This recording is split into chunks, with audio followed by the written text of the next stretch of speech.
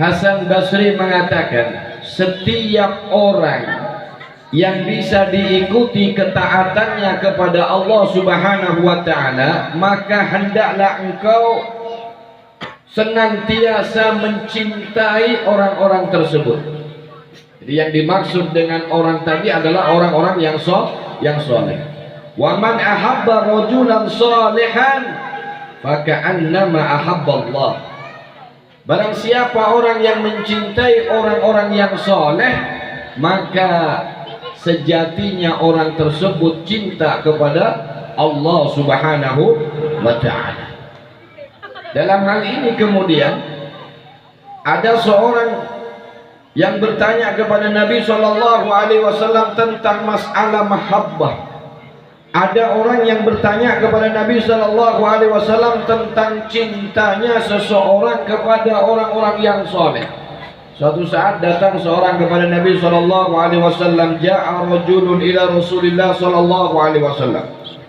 Datang seorang laki-laki kepada Nabi Muhammad SAW. Faqala, lalu orang tersebut bertanya kepada Rasulullah, ya Rasulullah, kaifa taqulu fi rajulin ahabba qauman wa lam yulhaq bihim.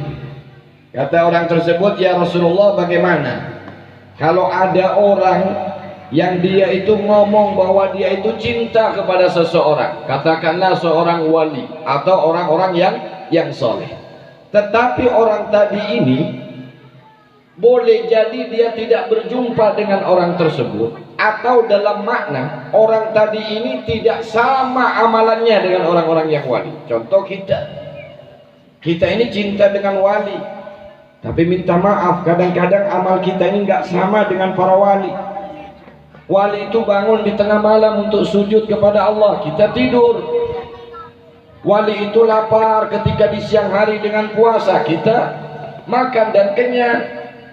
Wali itu tulus, ikhlas, lepas daripada segala riya, lepas daripada segala sum'ah, lepas daripada segala kesombongan. Sedangkan kita dipenuhi dengan penyakit-penyakit hati. Riyanya iya, sombongnya iya, macam-macamnya.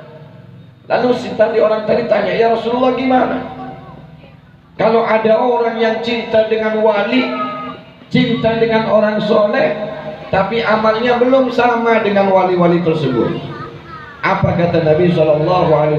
Faqala Rasulullah SAW, al-mar'u ma'aman ahab. Seseorang itu, kata Nabi, akan dikumpulkan dengan siapa yang dia cinta. Ingat saudara, berapa banyak orang yang ahli maksiat, berapa banyak orang yang banyak dosanya, tapi kelak di dalam surga Allah golongkan dia dengan golongan para kekasihnya karena kadar kecintaan dia kepada kekasihnya Allah Subhanahu wa ta'ala. Mudah-mudahan kita ini termasuk orang-orang yang diberikan hadiah oleh Allah berupa kecintaan dan kerinduan kita kepada para wali-walinya Allah. Amin, Allahumma amin. Qutbul Akhwan Syekh Muhammad bin Abdul Karim, atau yang dikenal dengan Syekh Samman Al-Madani, ini adalah salah satu daripada zuriatnya Nabi Muhammad SAW. Dalam manaqib beliau disebutkan bahwa beliau ini punya garis keturunan sampai kepada Syekh Abdul Qadir Al-Jailani, sampai kepada Sayyidina Hasan radhiyallahu ta'ala anhu, cucu daripada baginda Nabi Muhammad sallallahu alaihi wasallam. Beliau ini termasuk daripada golongan wali-walinya Allah, dan beliau ini termasuk daripada wali yang memiliki keramat-keramat yang sangat nampak di zamannya. Kalau kemudian kita lihat kenapa Syekh Samman Al-Madani ini begitu tinggi maqamat kewaliannya dan begitu nampak akan keramat-keramatnya, tentu pasti ada sebab Karena Allah itu menciptakan segala sesuatu dengan sebab.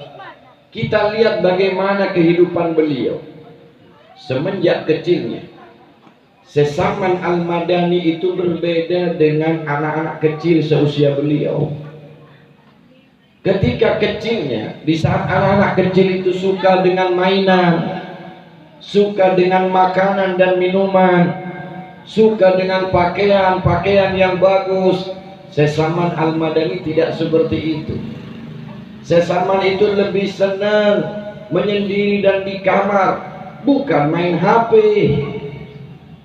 bukan main TikTok, tetapi Sesaman itu riyadhah, beribadah kepada Allah Subhanahu wa taala. Sehingga semenjak kecilnya ibadahnya Sesaman Al-Madani ini mengalahkan ibadahnya orang-orang yang dewasa dan bahkan orang-orang yang sudah tua. Umur 8 tahun Sesaman Al-Madani sudah menghafalkan Al-Quran. Itu di usia 8 tahun. Kenapa? Sebab karena dididik oleh kedua orang tua yang soleh dan dididik oleh guru-guru yang soleh. Di sini kita mempunyai satu keterangan bahwa sesungguhnya apabila kita mau mendidik anak-anak kita yang soleh, maka hendaklah engkau menjadi orang tua yang soleh dan soleh. Lalu titipkan anak-anak kita kepada guru-guru yang soleh. Insya Allah anak-anak dan keturunan kita termasuk orang-orang yang soleh.